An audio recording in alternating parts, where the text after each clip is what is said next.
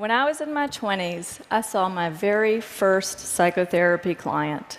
I was a PhD student in clinical psychology at Berkeley. She was a 26-year-old woman named Alex. Now, Alex walked into her first session wearing jeans and a big slouchy top, and she dropped onto the couch in my office and kicked off her flats and told me she was there to talk about guy problems. Now, when I heard this, I was so relieved. My classmate got an arsonist for her first client. And I got a 20-something who wanted to talk about boys. This I thought I could handle. But I didn't handle it. With the funny stories that Alex would bring to session, it was easy for me just to nod my head while we kicked the can down the road. 30's the new 20, Alex would say. And as far as I could tell, she was right. Work happened later, marriage happened later, kids happened later, even death happened later. 20-somethings like Alex and I had nothing but time. But before long, my supervisor pushed me to push Alex about her love life. I pushed back. I said, sure, she's dating down. She's sleeping with a knucklehead. But it's not like she's going to marry the guy. And then my supervisor said, not yet. But she might marry the next one. Besides, the best time to work on Alex's marriage is before she has one. That's what psychologists call an aha moment. That was the moment I realized 30's not the new 20. Yes, people settle down later than they used to, but that didn't make Alex's 20s a developmental downtime. That made Alex's 20s a developmental sweet spot, and we were sitting there blowing it. That was when I realized that this sort of benign neglect was a real problem, and it had real consequences. Not just for Alex and her love life, but for the careers and the families and the futures of 20-somethings everywhere. There are 50 million 20-somethings in the United States right now. We're talking about 15% of the population, or 100% if you consider that no one's getting through adulthood without going through their 20s first. Raise your hand if you're in your 20s. I really want to see some 20-somethings here. Oh, yay, y'all's awesome. If you work with 20-somethings, you love a 20-something, you're losing sleep over 20-somethings, I want to see, okay, awesome, 20-somethings really matter.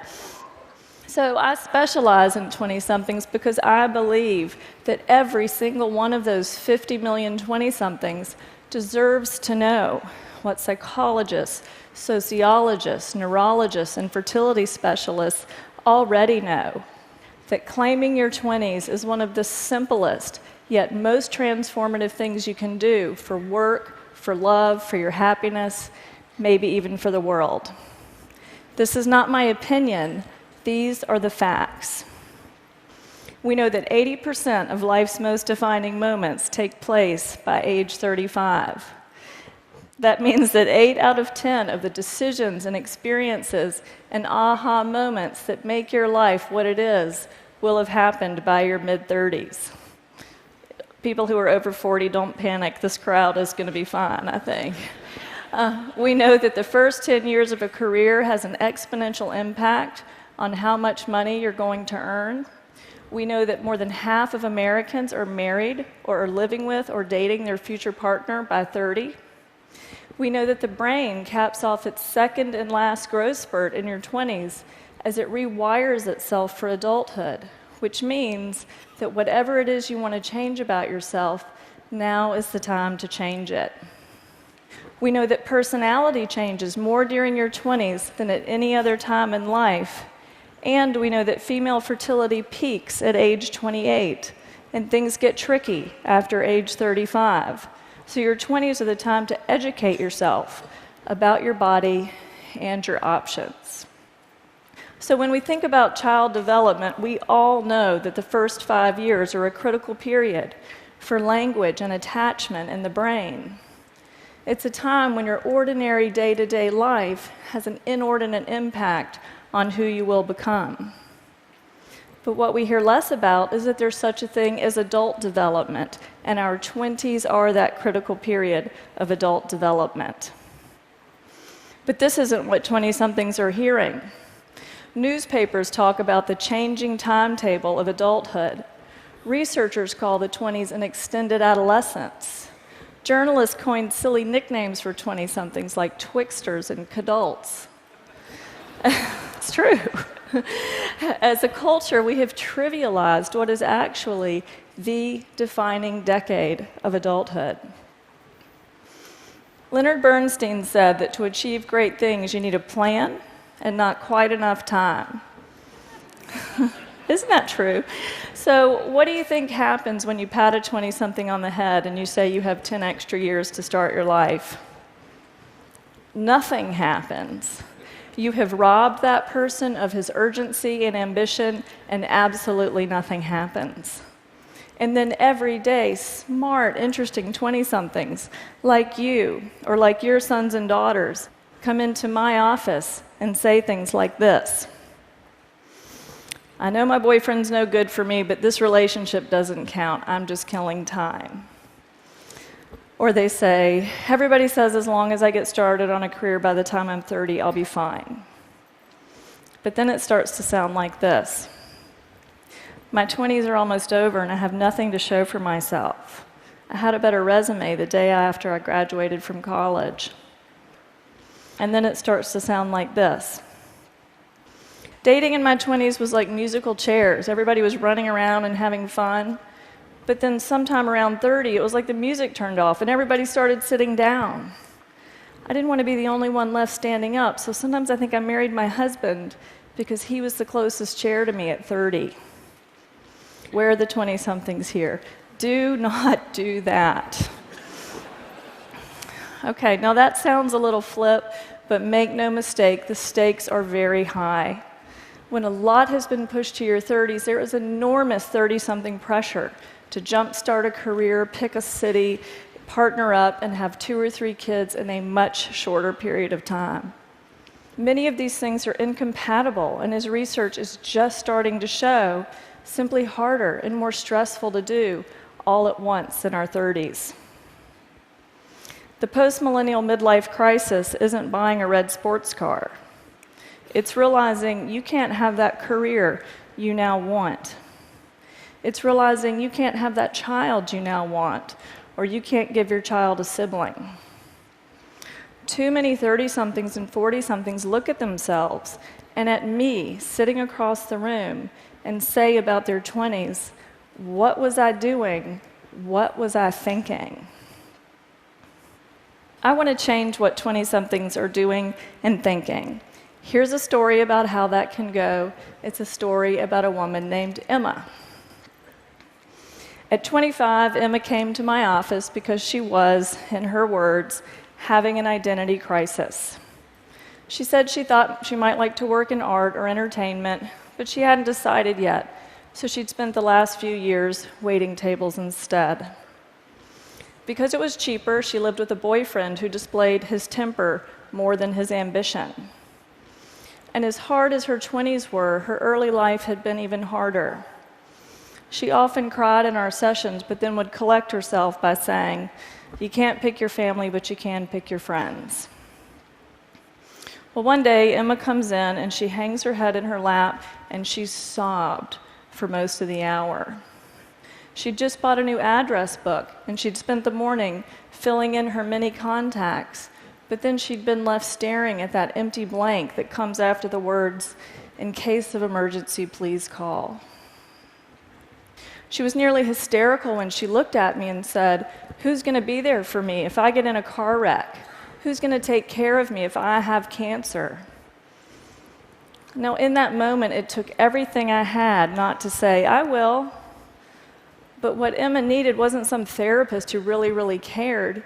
Emma needed a better life, and I knew this was her chance. I had learned too much since I first worked with Alex to just sit there while Emma's defining decade went parading by. So over the next weeks and months, I told Emma 3 things that every 20-something, male or female, deserves to hear. First, I told Emma to forget about having an identity crisis and get some identity capital. By get identity capital, I mean do something that adds value to who you are. Do something that's an investment in who you might want to be next. I didn't know the future of Emma's career, and no one knows the future of work, but I do know this: identity capital begets identity capital. So now is the time for that cross-country job, that internship, that startup you want to try. I'm not discounting 20-something exploration here, but I am discounting exploration that's not supposed to count. Which, by the way, is not exploration, that's procrastination. I told Emma to explore work and make it count. Second, I told Emma that the urban tribe is overrated. Best friends are great for giving rides to the airport, but 20-somethings who huddle together with like-minded peers limit who they know, what they know, how they think, how they speak, and where they work. That new piece of capital, that new person to date, almost always comes from outside the inner circle. New things come from what are called our weak ties, our friends of friends of friends. So yes, half of 20-somethings are or underemployed, but half aren't, and weak ties are how you get yourself into that group. Half of new jobs are never posted, so reaching out to your neighbor's boss is how you get that unposted job. It's not cheating, it's the science of how information spreads. Last but not least, Emma believed that you can't pick your family, but you can pick your friends. Now, this was true for her growing up, but as a 20-something, soon Emma would pick her family when she partnered with someone and created a family of her own. I told Emma the time to start picking your family is now. Now, you may be thinking that 30 is actually a better time to settle down than 20 or even 25, and I agree with you. But grabbing whoever you're living with or sleeping with when everyone on Facebook starts walking down the aisle is not progress. The best time to work on your marriage is before you have one, and that means being as intentional with love as you are with work. Picking your family is about consciously choosing who and what you want, rather than just making it work or killing time with whoever happens to be choosing you. So what happened to Emma? Well, we went through that address book, and she found an old roommate's cousin who worked at an art museum in another state. That weak tie helped her get a job there. That job offer gave her the reason to leave that live-in boyfriend. Now, 5 years later, she's a special events planner for museums. She's married to a man she mindfully chose. She loves her new career. She loves her new family. And she sent me a card that said, "Now the emergency contact blanks don't seem big enough." Now, Emma's story made that sound easy, but that's what I love about working with 20-somethings. They are so easy to help. 20-somethings are like airplanes just leaving LAX, bound for somewhere west. Right after takeoff, a slight change in course is the difference between landing in Alaska or Fiji. Likewise, at 21 or 25 or even 29, one good conversation, one good break, one good TED Talk can have an enormous effect across years and even generations to come. So here's an idea worth spreading to every 20-something you know. It's as simple as what I learned to say to Alex. It's what I now have the privilege of saying to 20-somethings like Emma every single day. 30 is not the new 20, so claim your adulthood, get some identity capital, use your weak ties, pick your family. Don't be defined by what you didn't know or didn't do. You're deciding your life right now. Thank you.